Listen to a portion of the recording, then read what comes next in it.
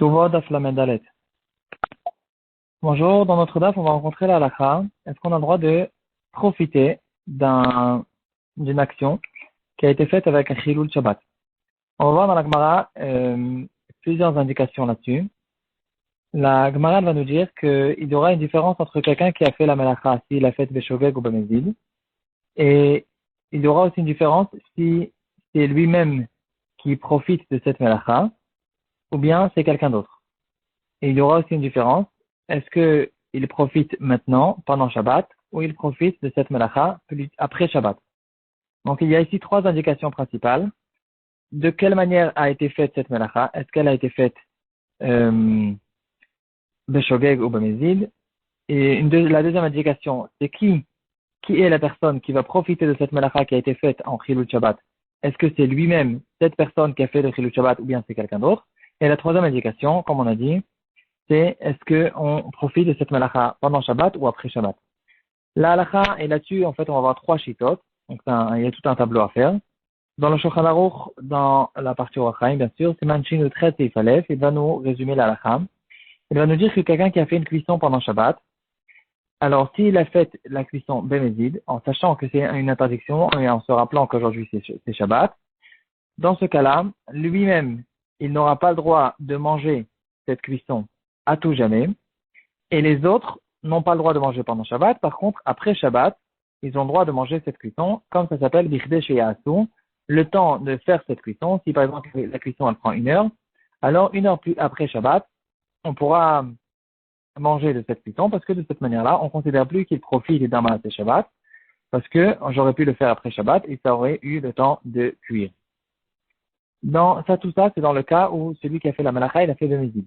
Dans un cas où il a fait la melacha Beshogeg, sans savoir que c'est aujourd'hui Shabbat, ou en oubliant qu'aujourd'hui c'est Shabbat, sans savoir que c'est une interdiction, ou en oubliant qu'aujourd'hui c'est Shabbat, alors dans ce cas-là, celui qui a fait n'importe qui, au fait, que ce soit lui ou quelqu'un d'autre, on n'aura pas le droit de profiter pendant Shabbat, mais quand c'est Shabbat, on aura le droit de profiter, que ce soit pour lui ou que ce soit pour quelqu'un d'autre. Donc, si on veut résumer, pendant Shabbat, on n'aura jamais le droit de profiter d'une melacha qui a été faite pendant Shabbat, que ce soit pour lui et que ce soit, même si elle a été faite Meshogeg, que ce soit pour quelqu'un d'autre. Et toute la question se réveille après Shabbat. Est-ce qu'après Shabbat, j'ai le droit de profiter d'une melacha qui a été faite pendant Shabbat? Ici, on va faire la différence entre Shogeg et Mezid et entre la personne lui-même et quelqu'un d'autre. Donc, on a dit que si c'est quelqu'un d'autre. Et en plus de ça, la melacha, si c'est quelqu'un d'autre, alors même si la melacha a été faite le Mezid, on aura le droit d'en profiter. Si c'est la personne lui-même, c'est que dans un cas où il l'a fait en oubliant, qu'il aura le droit de profiter après Shabbat de cette melacha qui a été faite pendant Shabbat. Cette halakha, elle n'a pas été dite forcément à propos d'une cuisson, comme l'exemple qui va être dans le Shulchan Aruch, comme dira là-bas le Mishnah Berurah et le Rama. On parle de toutes les melachot de Shabbat, en fait, il faut faire attention de ne pas profiter pendant Shabbat d'une melacha qui a été faite avec un chilul Shabbat. De là, on en arrive à un cas qui peut arriver en Israël. On sait tous que malheureusement, en Israël, la majorité des gens, ils sont encore mechalelim Shabbat, ils n'ont pas encore fait Teshuvah. Et donc, la centrale qui fabrique l'électricité pendant Shabbat, elle fonctionne, elle continue à fabriquer, à faire des réparations pendant Shabbat et à nous donner de l'électricité pendant tout le Shabbat. Et de là, on en arrive à des gros problèmes qui peuvent être causés par cette chose-là. Pour des raisons de sécurité, il faut attention de ne pas donner à des goïms complètement, il y a pas mal de goïms, mais de ne pas donner toute la fabrication, toute l'organisation d'électricité pendant Shabbat à des goïms. Et il y aura tout le temps là-bas des juifs. Donc, il y a une histoire qui est arrivée, et qui est sûrement arrivée plusieurs fois. Dans un quartier religieux, il y a eu un problème avec l'électricité. L'électricité a sauté. Et pendant plusieurs heures, il n'y avait pas d'électricité. Au bout de quelques heures, l'électricité revient. Qu'est-ce que ça veut dire que l'électricité revient? On comprend tous que ça veut dire qu'il y a eu des gens derrière qui sont venus et qui ont fait une grande réparation qui nous a ramené l'électricité dans la maison. Est-ce qu'on a le droit maintenant de profiter de la lumière qu'on a pendant Shabbat, ou bien encore pire que ça? Et j'avais un plat qui se trouvait sur la plaque chauffante, et que maintenant, la plaque chauffante, elle s'est éteinte et elle s'est rallumée, et maintenant j'ai un plat qui est chaud, le chamin du Shabbat matin, il est chaud grâce au fait, à cause du fait plutôt, qu'il y a eu des juifs qui ont travaillé pendant Shabbat pour réparer l'électricité. Dans ce cas-là, à propos de la plaque chauffante, on dira que puisque le plat il était déjà cuit avant Shabbat, alors le fait que le plat il est chaud maintenant, s'il n'a pas refroidi complètement, le fait que maintenant le repas il est chaud, ça s'appelle pas profiter, et dans ce cas-là, on pourra permettre, si le plat n'était pas cuit avant Shabbat, et que maintenant il a cuit à cause du fait qu'on a repéré l'électricité, ici, effectivement, on rencontre ce gros problème de Maaseh Shabbat, et on ne pourra pas manger maintenant ce khamim qui a été cuit par un chilul Shabbat. C'est que après Shabbat, qu'on aura le droit de manger ce khamim, bien sûr, sans avoir la possibilité d'inviter les réparateurs eux-mêmes qui ont réparé l'électricité pendant Shabbat. Parce que eux-mêmes n'ont pas le droit de manger même après Shabbat.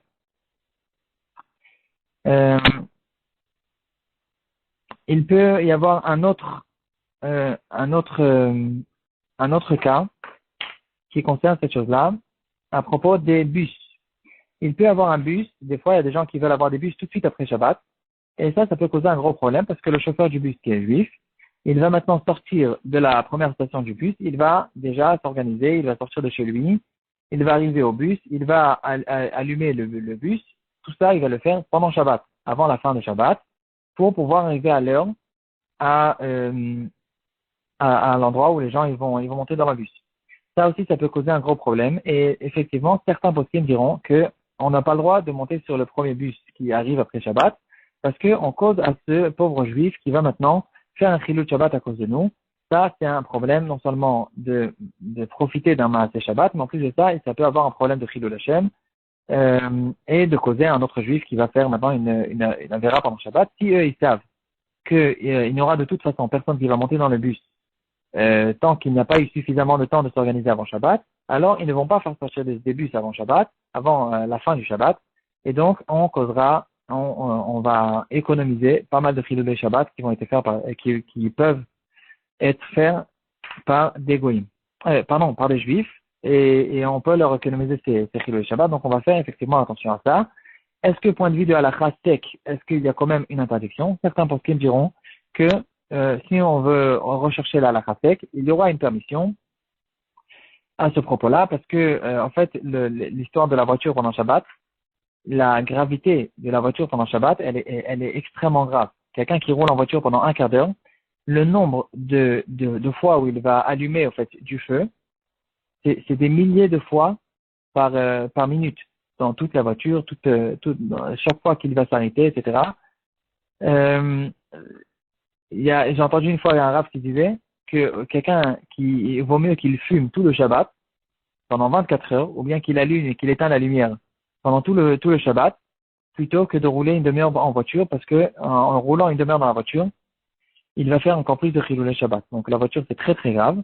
Mais ici, ça peut nous donner une svara que puisque chaque minute, en fait, chaque fois qu'il va appuyer sur la pédale, c'est considéré comme un nouveau chilul Shabbat. Donc maintenant, quand il va appuyer sur la pédale après que le Shabbat est sorti, c'est considéré comme une nouvelle chose et que maintenant je profite de cette chose-là. Bon, c'est une svara un peu de crack, mais il y aura quand même certains poskim qui vont permettre cette chose-là. Juste pour finir, il y a un grand minag qui a été extrêmement répandu chez des gens qui sont Yerei Shamayim et qui aiment les mitzvot, c'est de ne pas du tout utiliser l'électricité qui a été fabriquée en Israël, bien sûr, par des juifs pendant Shabbat. Il y aura plusieurs manières de ne pas utiliser l'électricité pendant Shabbat. Il y a certains qui vendent des piles. En fait, c'est pas comme des piles de vélo ou des piles on comprend tous que pour allumer un frigo ou une clim ou quelques lumières d'une maison, ça ne suffit pas une pile qui est simple.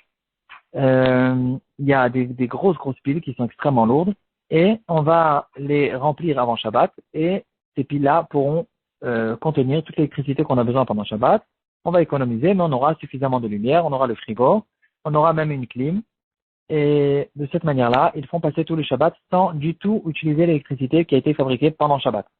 Et il y aura une autre manière de faire qui est beaucoup plus répandue. C'est tout simplement, on a un générateur qui fabrique l'électricité de manière personnelle. Donc, on met un générateur, c'est un truc immense qu'on remplit avec de l'essence. Il va fabriquer l'électricité. Il fait énormément de bruit. On va le mettre dans le quartier, dans un endroit où on va essayer de déranger au moins les habitants, parce que ça fait de la fumée et ça fait du bruit. Et avec un générateur, on peut faire de l'électricité pour un quartier entier qui vont se relier. On va amener des fils électriques depuis les générateurs jusqu'à la boîte électrique qui se trouve à la maison. Et avant Shabbat, on va faire passer toute l'électricité sur ce générateur. Et de cette manière-là, on ne profite pas du tout de l'électricité qui a été fabriquée par un chilul Shabbat. C'est un très beau idour que beaucoup de gens le font. Et c'est justement à cause de ce problème qu'on vient de voir.